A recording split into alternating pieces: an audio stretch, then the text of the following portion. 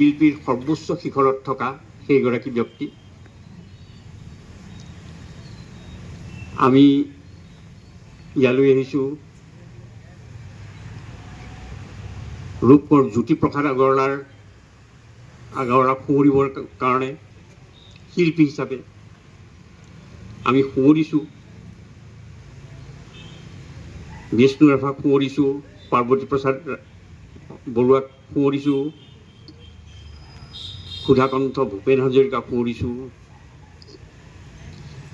গতিকে আমি এইসকল ব্যক্তিৰ এই মহান আত্মাৰ যিখন ৰাজ্য, এই ৰাজ্যখনৰ বাসিন্দাক শিল্পীনো কাক কয় শিকাব নিশ্চয় নালাগে।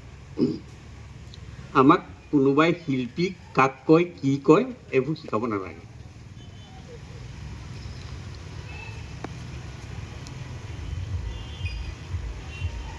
আপোনালোকে ইয়াত মই বেছিভাগ দেখিছোঁ আমাৰ ডেকা শক্তিক দেখিছোঁ, যুৱকসকলক দেখিছোঁ। মই এই কথাষাৰ ক'বলৈ বৰ ভাল লাগে যে সুধাকণ্ঠ ভূপেন হাজৰিকাই যেতিয়া সংগীত পৰিৱেশন কৰে ৰাজহুৱাভাৱে, তেতিয়া এটা বিশেষ ধৰণৰ